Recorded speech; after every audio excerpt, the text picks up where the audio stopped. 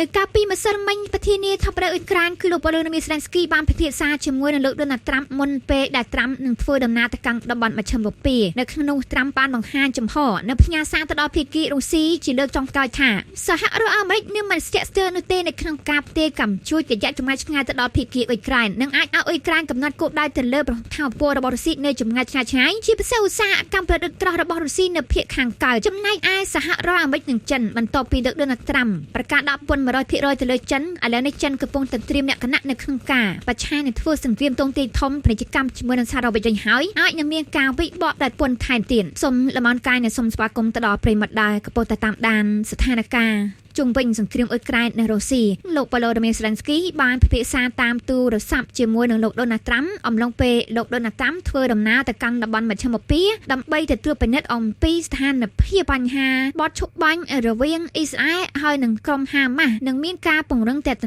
ងជាមួយនឹងបណ្ដាប្រទេសជិតខាងរបស់អ៊ីស្រាអែលថែមទៀតដំណើររបស់លោក Donald Trump ក៏បានផ្ដល់បទសម្ភាសន៍ទៅដល់អ្នកសារព័ត៌មាននឹងបាននិយាយច្បាស់តែម្ដងថាលោកនឹងផ្ដល់អាវុធកំជួចមីស៊ីលនេះទៅដល់ភាគីអ៊ុយក្រែនឲ្យអ៊ុយក្រែននឹងវាយចូលទៅក្នុងទឹកដីរបស់រុស្ស៊ីពីសម្ដីរបស់លោក Donald Trump ប្រាប់អ្នកកាសែតនឹងគឺនិយាយនៅក្រោយពេលដែលលោកបានខលទូរស័ព្ទនិយាយជាមួយនឹងលោក Volodymyr Zelensky អំពីផែនការមួយចំនួននៅក្នុងការជំរុញឲ្យរុស្ស៊ីបញ្ចប់សង្គ្រាមនៅក្នុងនោះមើលឃើញថាលោក Volodymyr Zelensky ទទូចឲ្យសហរដ្ឋអាមេរិកនឹងត្រូវតាមប្រកួតដាច់ខាតនៅក្នុងការផ្ដល់កម្មជួយមីស៊ីលរយៈចម្ងាយឆ្ងាយរបស់ខ្លួនមកកាន់អ៊ុយក្រែននៅពេលមិនតើជាលទ្ធផលនៃការជំនួបតាមរយៈទូរស័ព្ទរវាង Zelensky និងលោក Donald Trump តើយ៉ាងម៉េចជាលទ្ធផលគឺលោក Donald Trump តាមការបញ្ជាក់របស់សារព័ត៌មានមួយចំនួនឬក៏បើសារព័ត៌មានអាចារ្យសេរ៉ាបានបញ្ជាក់នឹងផងដែរថា Trump ហាក់ដូចជាយល់ព្រមនៅក្នុងការផ្ទេរកម្មជួយនេះទៅដល់ភាគីអ៊ុយក្រែនបាត់ទៅហើយណែពេលបិទផ្ដល់វាទៅឲ្យអ៊ុយក្រែនបាត់ទៅហើយប៉ុន្តែត្រង់តែថាអ៊ុយក្រែនមិនបាញ់នោះគឺអាស្រ័យទៅលើលោកពូទីនបើសិនជាមិនព្រមបញ្ចប់សង្គ្រាមគឺអ៊ុយក្រែននឹងប្រើប្រាស់វាដើម្បីទប់ទល់ជាមួយរុស្ស៊ីបើតាមពីសម្ដីរបស់ Zelensky បានបញ្ជាក់ឲ្យថាគឺជាការការពារដោយវាប្រហារទៅលើយោធានិងប្រភពថាមពលរបស់រុស្ស៊ីតែប៉ុណ្ណោះអត់មានកំណត់គោលដៅទៅលើជនស៊ីវិលនោះទេតែតអំពីសំណួរប្រិមិត្តប្រកាសជាឆ្ងល់ហើយថាហេតុនេះបានជាត្រាំមិនខ្លាចអំពីការគំរាមកំហែងរបស់រុស្ស៊ីនិងអាចទូសង្គ្រាមទង់ទាយធំនៅក្នុងចំណុចនេះមើលឃើញថាត្រាំបានគិតហើយនិងយល់ច្បាស់អំពីស្ថានភាពនៅពេលបច្ចុប្បន្នបើតាមអ្នកវិភាគផ្នែកសង្គ្រាមគេបានមើលឃើញថាត្រាំគាត់មានទំនាក់ទំនងជាមួយនឹងពូទីនយ៉ាងជិតស្និទ្ធហើយបានពិភាក្សាគ្នានឹងច្រើនដងទៅហើយអញ្ចឹងត្រាំគាត់បានយល់ច្រើនអំពីលោកពូទីនម្យ៉ាងវិញទៀតលោក Donald Trump បានមើលឃើញថានេះមិនមែនជាសង្គ្រាមដែលផ្ទាល់រវាងរុស្ស៊ីនិងសហរដ្ឋអាមេរិកទេមួយទៀតនោះគឺគោលនយោបាយរបស់លោក Donald Trump នៅក្នុងការបញ្ចប់សង្គ្រាមមិនមែនជាការពង្រីកសង្គ្រាមដោយដែលមើលខាងពីក្រៅទៅការផ្ទេរកម្មជួយនេះធ្វើឲ្យរុស្ស៊ីខូចខាតអញ្ចឹងហើយអានេះជាហេតុផលមួយដែល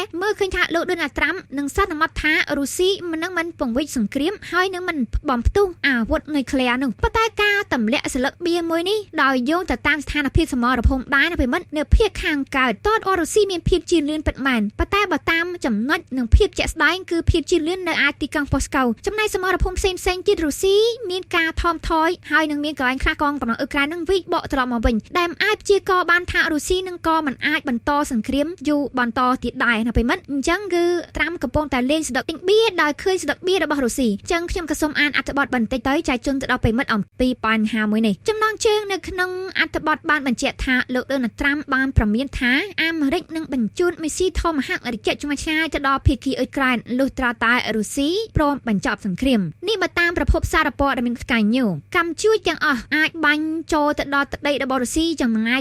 2500 គីឡូម៉ែត្រដែលវាល្មមនឹងអាចបើកការវិភាគកាន់តែជ័យចូលទៅកាន់ទឹកដីរបស់រុស្ស៊ីទីក្រុងមូស្គូបានប្រមាននឹងធ្វើឲ្យខូចខាតទំនាក់ទំនងយ៉ាងធ្ងន់ធ្ងររវាងសហរដ្ឋអាមេរិកនិងរុស្ស៊ីចំពោះលោក Donald Trump បានប្រមានថាសហរដ្ឋអាមេរិកនឹងអាចបញ្ជូនអាវុធរបស់ខ្លួនទៅភាគីអ៊ុយក្រែនប្រសិនបើរុស្ស៊ីមិនព្រមបញ្ចប់សង្គ្រាមនៅពេលឆាប់ៗនេះទេប្រធានាធិបតីលោក Donald Trump កំពុងតែនិយាយហើយបានប្រាប់អ្នកកាសែតនៅលើយន្តហោះ Air Force One ដែលជាកន្លែងដែលលោកកំពុងតែហោះហើរទៅកាន់តំបន់មជ្ឈិមបូព៌ាដើម្បីតាមដានអំពីផែនការសន្តិភាពនៅក្នុងតំបន់ហ្គាហ្សាលោកពូទីនបានធ្លាប់ស្នើថានេះធ្វើឲ្យខូចខាតទំនាក់ទំនងយ៉ាងធ្ងន់ធ្ងររវាងប្រទេសទាំងពីរប៉ុន្តែលោក Donald Trump ក៏បានប្រាប់សារព័ត៌មានថាខ្ញុំប្រហែលជានិយាយថាមើលទៅប៉ះសិនបើសង្គ្រាមមិនត្រូវដោះស្រាយទេខ្ញុំនឹងត្រូវបញ្ជូនធម្មហាទៅដល់ភាគីអ៊ុយក្រែន ហើយនេះគឺជាសារប្រមានចុងក្រោយរបស់លោកអ្នកត្រាំធម្មហាគឺជាអាវុធមិនគួរឲ្យជឿនិងអាចមានការវិប្រហារលោកលុយកាន់តែច្បាស់និងបំផ្ទុះកាន់តែខ្លាំងហើយនិយាយទៅ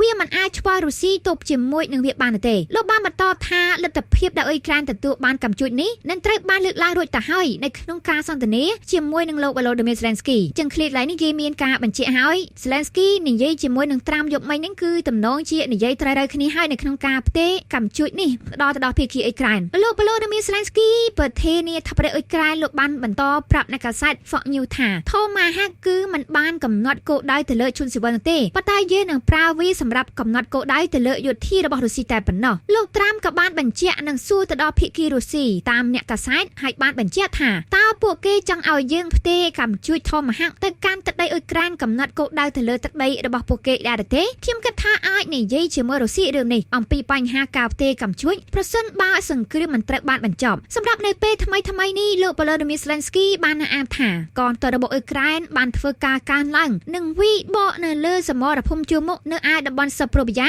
បានធ្វើឲ្យកងទ័ពរបស់រុស្ស៊ីមានការខាតបង់សម្រាប់ទីក្រុងគៀវបាននិយាយថាកងកម្លាំងរបស់ខ្លួននឹងកំពុងតែទៅមុខជុំវិញទីប្រជុំជននៅតំបន់ឌីប្រូភីលៀដែលជាគោលដៅនៃភស្តុតាងសំខាន់នៃកងទ័ពរបស់រុស្ស៊ីនៅឯតំបន់ដូណេតអស់រយៈពេលជាច្រើនសប្តាហ៍មកហើយតំបន់ឌីប្រូភីលៀនេះគឺនៅភាគខាងលិចនៅទីក្រុងផូស្កូហើយកងទ័ពរបស់រុស្ស៊ីនឹងគឺកំពុងតែឡោមព័ទ្ធទីក្រុងហ្នឹងប៉ុន្តែក៏ត្រូវបានប្រយុទ្ធគ្នាអស់ជាច្រើនសប្តាហ៍ហើយដូចខ្ញុំបញ្ជាក់អញ្ចឹងណាគឺកងទ័ពរបស់រុស្ស៊ីបានសាបចែននៅឯសមរភូមិនឹងឯងនៅក្នុងការសន្ទនានៅពេលរាត្រីរបស់លោកកាលពីយប់មិញរវាងលោក Volodymyr Zelensky និងប្រធានាធិបតីសហរដ្ឋអាមេរិកលោក Donald Trump លោកបាននិយាយថាកងទ័ពអ៊ុយក្រែនកំពុងតែទប់ទល់នឹងមានការវាយប្រហារបកទៅវិញនៅឯតំបន់សូពវីយ៉ារបាយការណ៍នៃក្រសួងការពិឃាតរបស់រុស្ស៊ីមិនបានសម្ដៅទៅលើភាពជឿនលឿនរបស់អ៊ុយក្រែនទេប៉ុន្តែបាននិយាយថាកងទ័ពរបស់ទីក្រុងមូស្គូកំពុងតែវាយរកលុយនៅលើកងកម្លាំងរបស់អ៊ុយក្រែននៅឯតំបន់សាប្រូវីយ៉ាដែរសម្រាប់បណ្ដាប្រទេសនានាកំពុងតែមើលឃើញថាចំនួនបានអស់បន្លាយជាយូរមកហើយនៅលើខ្សែបន្តព្រំដែនសមរភូមិជាមុខចម្ងាយ1250គីឡូម៉ែត្រនៅក្នុងសង្គ្រាមមួយនេះសម្រាប់លោក Volodymyr Zelensky លោកបានសរសេរនៅលើបណ្ដាញសង្គម X ថាប្រទេសរុស្ស៊ីនៅតែបើកការវាយប្រហារប្រឆាំងនឹងទីក្រុងធំៗរបស់អ៊ុយក្រែននិងសហគមន៍របស់យើងដោយប្រើប្រាស់មីស៊ីលនិងយន្តហោះគ្មានរំបើកជាច្រើន Zelensky ក៏បានបញ្ជាក់ថានៅត្រឹមតែមួយសប្តាហ៍តែប៉ុណ្ណោះរុស្ស៊ីបានបញ្ជូនយន្តហោះគ្មានរំបើកសរុបប្រមាណជា3100គ្រឿងកម្មជួយ92គ្រាប់និងគ្រាប់បែកដំអើលឬក៏រំកិលប្រមាណជា